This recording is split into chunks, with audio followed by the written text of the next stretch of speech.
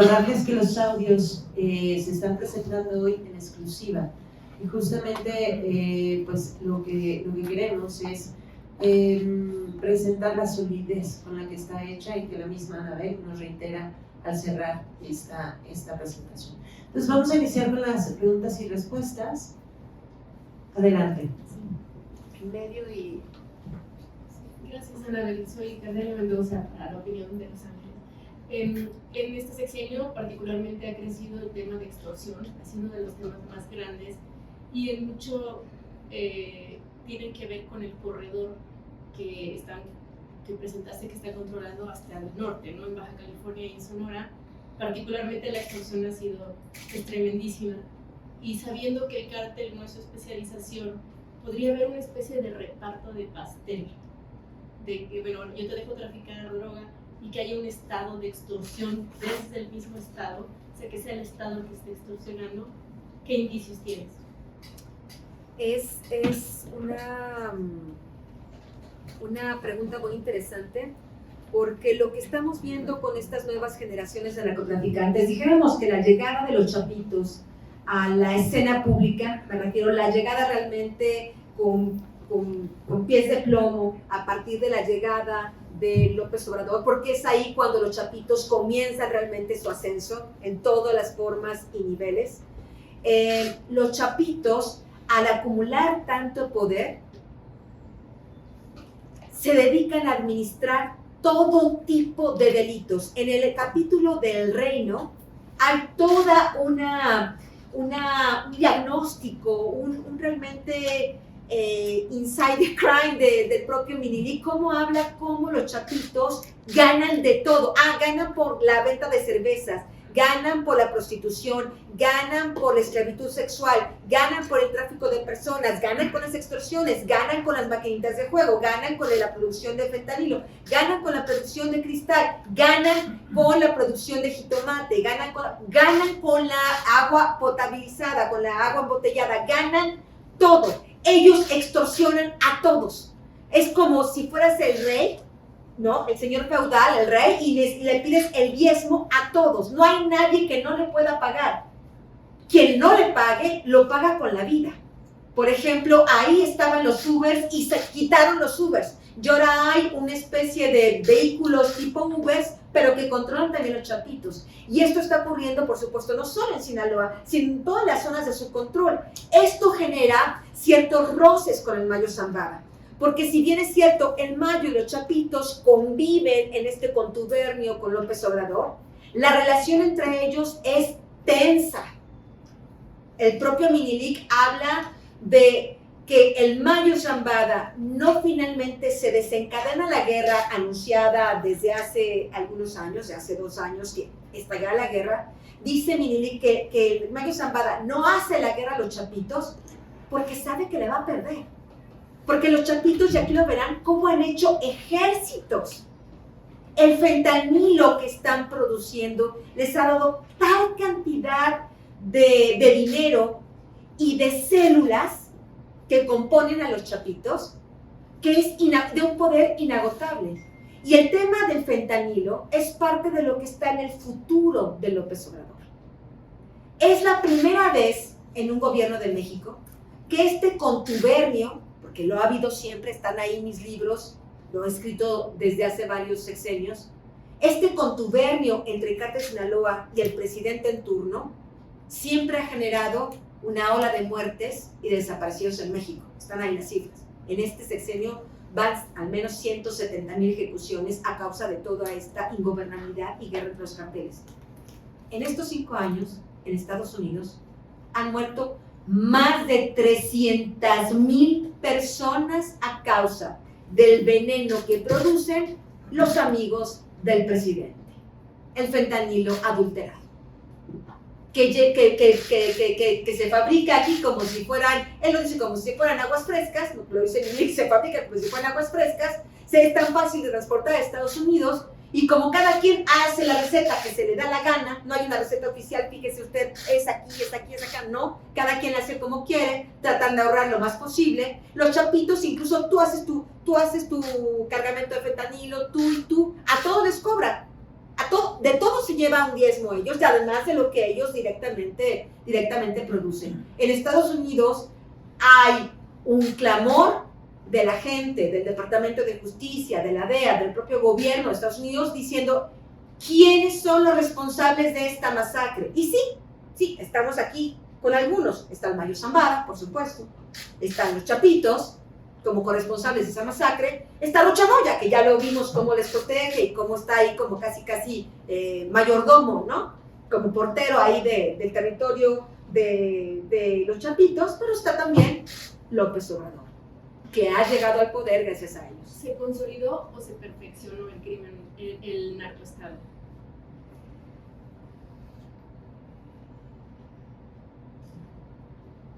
Yo veo otra modalidad, no sé cómo llamarlo. Creo que es un narcoestado peor que todos los demás, porque este tema de permitir que un grupo criminal se dedique a todo tipo de delitos, incluso también la extracción de oro ilegal, la tala ilegal de bosques, el huachicol, de todo hacen estos muchachos. Estamos hablando de dejar realmente, haz lo que quieras, como quieras. Y cuando estamos hablando de dejar, haz lo que quieras y como quieras, estás dejando a la gente totalmente indefensa. ¿Y el nombre no se te ocurrió? No lo sé, tendría que pensarlo. Gracias.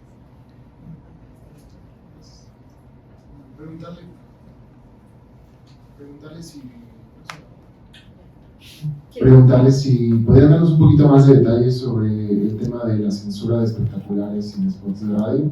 ¿Qué institución ha sido? ¿Bajo qué notificación este tema? Y segundo, nos hablas de que en Estados Unidos es más que probable que tienen todas estas testimonios, audios. ¿Qué consideras que está esperando el gobierno estadounidense para empezar a ejecutar pues estas investigaciones más formales contra López Obrador y su cúpula?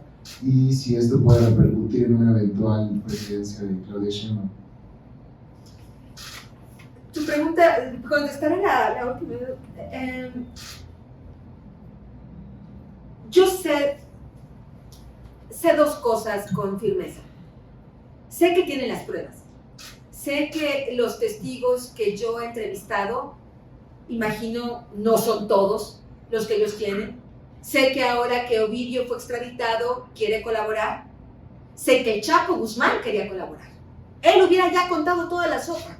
Solo que la condición que estaba poniendo el Chapo Guzmán al Departamento de Justicia, ok, yo colaboro, pero tú a mis hijos los exoneras de todo. Ni un día en la cárcel. Tú les limpias su récord, nunca van a prisión, no les decomisas ningún bien y yo colaboro. El Departamento de Justicia todavía lo sopesaron con los que llevan los casos de los Chapitos y dijeron, no, llevamos tanto tiempo queriendo agarrarlos, son responsables de tantas muertes, no podemos hacer eso, así que prefirieron que el Chapo no declarara, pero a darles el perdón a los Chapitos. Pero estamos hablando de que hay indicadores de que sí quieren colaborar. E imagino que Ovidio, que dijéramos no es exactamente el más agresivo o avesado de los hermanos, es probable que todavía tenga más interés, que me parece que es por eso que los americanos lo querían particularmente a él. Aunque ya escuchamos que también había un operativo contra Alfredo y que el presidente lo saboteó, el presidente López Obrador lo saboteó. Pero yo pienso que entonces tienen un cúmulo de pruebas, un cúmulo de testimonios, ¿no? Tienen a una población y un problema enorme que es esta crisis de fentanilo. Y por otro lado tienen al vecino, uno de sus principales vecinos de gobierno, ¿no? En relaciones internacionales, comerciales, que es México, ¿no? Pero tienes a este México que está totalmente en un desgobierno y que está matando a tus ciudadanos. Yo creo que están, mi hipótesis, o sea, sé que hay estas dos preocupaciones y de eso no hay la menor duda. ¿Qué hará al final el gobierno de Estados Unidos? Volverá a cerrar y decir, ok, yo sé esto, sé tú que Andrés Manuel López Obrador estás hasta el cuello con el narco, pero no voy a hacer nada para no romper las relaciones como lo hicieron en el 2011, o esta vez no lo harán. creo que la disyuntiva es bastante desafortunada, porque si los mexicanos nos estamos esperando a que sean los americanos con su agenda de intereses los que vengan a poner justicia, pues estamos fritos. Es evidente, claro está, que si Claudia Sheinbaum gana la presidencia, me parecería difícil que ella misma enjuiciara a López Obrador. Lo que sí pienso que en el caso de que López Obrador fuera realmente llamado a cuentas, en algún momento, por ejemplo, yo me imagino, yo no creo que López Obrador viajará a Estados Unidos después no lo imagino, pero bueno, puede suceder, ¿no? Yo me imagino más un escenario como cuando el gobierno de Estados Unidos puso como una orden de aprehensión contra Maduro, ¿se acuerdan? Porque también por lo mismo de colusión con el narcotráfico, nunca te detuve, ya sé que nunca vas a venir acá, pero ahí tienes el letrero de criminal colgando por donde quiera que camines, ¿no? Si eso pasara, me parece que incluso, aunque Claudia Sheinbaum ganara la presidencia, sería prácticamente el fin de su gobierno, porque ¿qué hace si un sujeto como López Obrador carga este cartel de si tú hiciste esto y ella no hace nada al respecto? Ella emerge de ahí, entonces me parece que son cosas que a reflexionar. Por eso hablo de que este libro no tiene tanto que ver con el presente, sino con un futuro no muy lejano. Respondo sobre los espectaculares y el spot. Los espectaculares estaban previstos para salir, obviamente en exteriores, en el periférico, y la empresa se llama Bus Bus. Ya con todo el material listo, todo hecho, al ver la portada, el copy y el título dijeron, no podemos publicar esto, y lo sentimos mucho. En el caso del spot de radio, teníamos previsto hacerlo en Radio Fórmula, salió una sola vez, y así inesperadamente nos llamaron, nos dijeron, lo sentimos, no pueden publicar, no pueden transmitir este anuncio de radio. A menos que quites el nombre de Anabel Hernández, a menos que quites el título del libro, a menos que digas que hay un libro. Así es. Es la primera vez que en una estación de radio alguien pide quitar, no menciones que Anabel Hernández escribió este libro, es la primera vez que me sucede una cosa así. A nosotros también, y llevamos varios publicados, Anabel. Disculpen, solamente por profundizar en eso, y se pudiera buscar que hacerlo con otra compañía, los espectaculares, profundizando en eso, hacer esta, a lo mejor buscar con otra compañía, hacerlo de espectaculares y con otra estación de radio o grupo radiofónico. Por supuesto, mencionaba al inicio de la conferencia que no nos vamos a detener, vamos a seguir promoviendo el libro de Anabel por la importancia que tiene para nuestro país. Así que, por supuesto, seguiremos intentando, así se hizo, y estamos ahora cambiando la estrategia. Normalmente lo que hacemos siempre es, si tenemos una puerta cerrada, tratemos de abrir otra, y siempre hay por donde encontrar. Pues, y pudiera aprovechar para hacer una pregunta. Anabel, un gusto poder conocerte. John Garavito, de SCR Digital.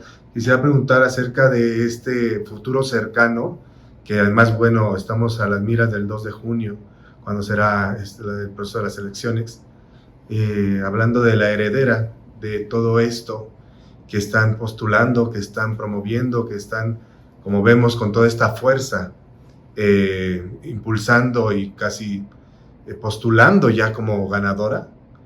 ¿De qué va a ser ella heredera? ¿De cuál es esta herencia que le queda a Claudia Sheinbaum? Voy a responder no con mis palabras. Voy a responder con las palabras de un personaje que, por cierto, también es guía de turistas de los hijos de AMLO en el OTA, porque los hijos de AMLO son huéspedes en el OTA y van y recorren en el reino de Ana Karen Val. Ellos también se pasean por ahí y recorren su reino, el reino del fentanilo, porque además el OTA está plagado de laboratorios de fentanilo. Hay un sujeto llamado Don Leo, que es uno de los principales fabricantes de fentanilo, le dicen el Leovas. La DEA es uno de los más buscados, lo tiene identificado. Y Don Leo dice esto. Don Leo, como ocurrió en el 2018, el cártel Sinaloa también en este momento dicen es Claudia. O sea, si hay alguien que dice es Claudia, es el cártel de Sinaloa. Y lo que dice Don Leo es, hay que irnos con Claudia, hay que estar con Claudia, porque con Claudia nos va a ir mejor que con Obrador. Si este ha sido el reino del crimen donde hay abrazos y no balazos, donde esta criminalidad y este tráfico de fentanilo han asesinado a 300,000 personas, más de 300,000 personas en Estados Unidos. Imagínate lo que se están pensando, los acercamientos que ya hay, imagino, porque para tener tanta confianza, el Mayo Zambada y los Chapitos no son ingenuos ni estúpidos. Habíamos hablado, ¿no? Un poco de, yo necesito conocerte cara a cara, yo no voy a apoyarte así como así, yo necesito saber, que me mires, que me contestes y saber que tú y yo nos estamos entendiendo. No son ideales, no lo hacen porque crean en la izquierda, en la derecha o en el centro. Lo hacen seguramente porque tienen razones para apostar por Claudia Sheinbaum. Tenemos 2 preguntas más para cerrar, pues Anabel tiene una entrevista. Buena tarde, Manuel Hernández de Enfoque.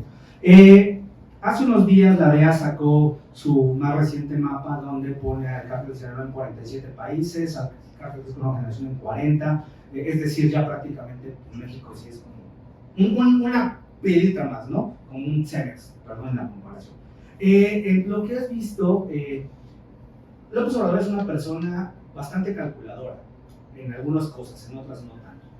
Que estas posiciones, por ejemplo, Rocha Moya, que sus hijos han sido ya acusados de corrupción y se han llevado como el 90% de las licitaciones desde que es gobernador, en este pueblito que dices que tienes como 50,000 habitantes, creo que tiene más esta colonia que ellos, y del otro lado pues tenemos al cártel Jalisco Nueva Generación, donde parecería que de repente pues el Mencho, sí es cierto, también le tenemos que hacer algo a ellos, y con las obras que se están haciendo, que deje como un mapa de ajedrez en donde justamente las obras de infraestructura y con el ejército pues sea la manera mucho más fácil de continuar con todo este trasiego sin tanta opinión pública. Por ejemplo, en el aeropuerto de Santa Lucía pues puedes pasar del área militar a la civil sin que nadie te la revise. Entonces imagínate en otros aeropuertos, no sé si has visto como alguna situación parecida que pudiera estar él dejando estas cartas de ajedrez para que en dado caso de que Claudia sea como el fin de su legado, pero sus hijos continúen con esto y pues sigan teniendo sus chocolateras de millones con una sola gente. Bueno, yo creo que efectivamente si algo marca este sexenio es justamente su tolerancia en general al crimen. Eso es una cosa que tenemos que decir, ¿no? Realmente las afectaciones al cártel de Jalisco Nueva Generación son mínimas, pero ahí tiene otra lógica.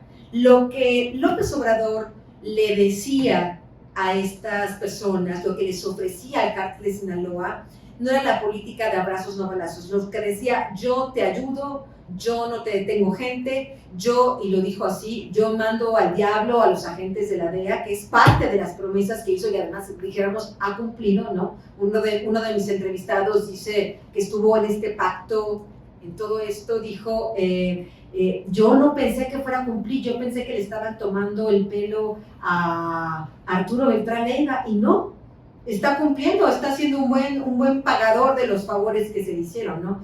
Entonces, yo creo que el no combatir al cártel Jalisco es justamente intentando decir, bueno, a ti no somos amigos, pero tampoco somos enemigos. O sea, para no exacerbar más la violencia. Me parece todo este juego del presidente realmente una cuestión absolutamente absurda, porque si hay algo que ha habido en este sexenio es justamente la violencia.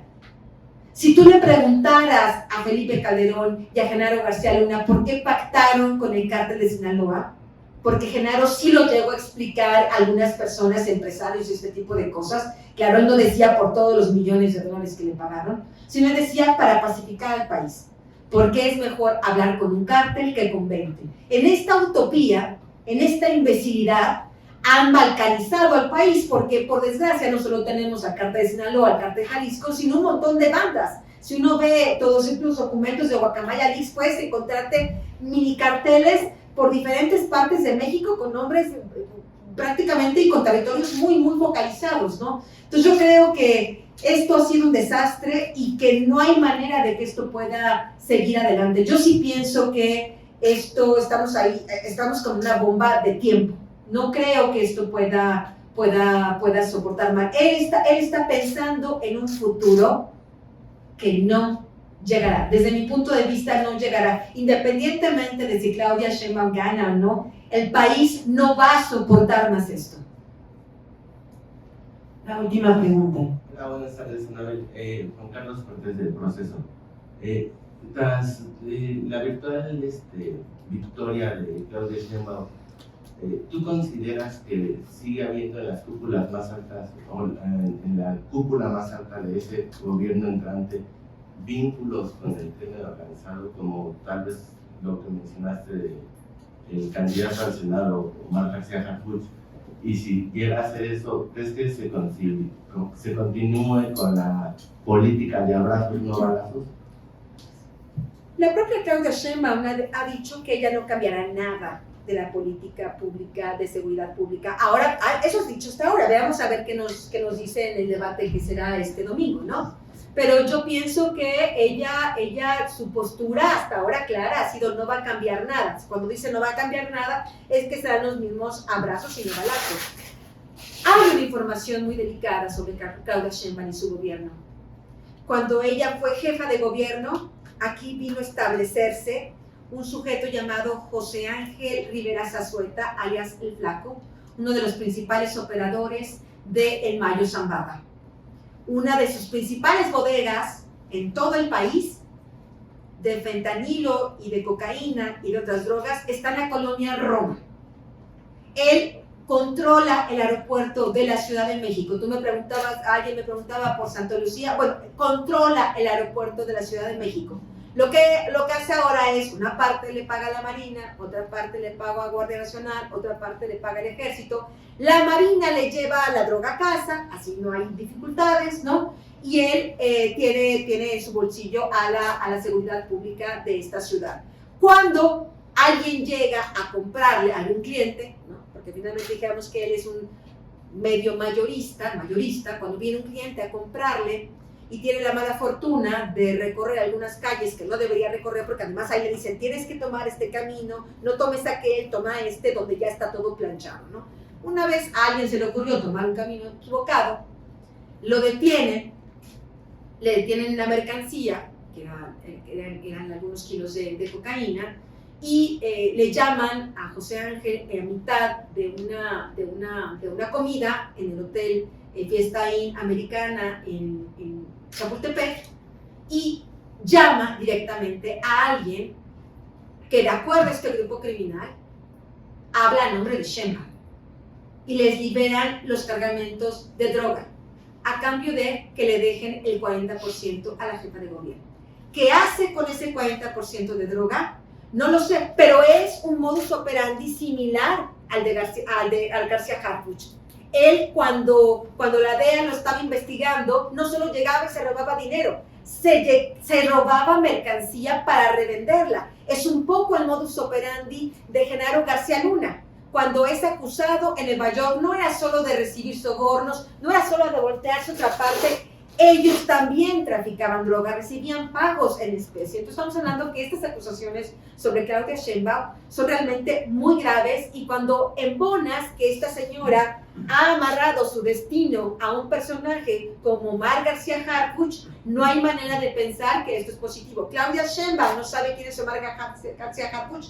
Yo se lo he publicado con documentos desde el 2020, que Omar García Harfuch, él mismo en su examen de control de confianza, que ahí está justamente reprobado, porque él mismo confesó que tiene vínculos con la delincuencia organizada, porque él mismo dijo que su hermano, Javier García, era un delincuente, porque él mismo mintió al propio examen de control de confianza.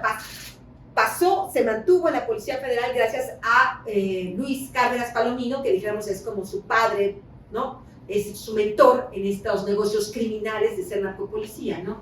Estamos hablando de que yo entrevisté, además de todas estas personas, a un primo de Omar García Harfuch, a Julián García, quien me habló de cómo García Harfuch era un criminal vinculado al cártel de Sinaloa junto con otros familiares. Aquí hay un caso expuesto que les invito a ver, porque es un caso que también tendrá repercusiones judiciales más allá de las fronteras. que es el caso de este robo de más de 70 millones de pesos, si no me equivoco, una cantidad terrible de dinero que se robó la gente de Omar García Harfuch a este tema del Black Wall Street, que también tiene que ver con sus parientes involucrados en el crimen organizado.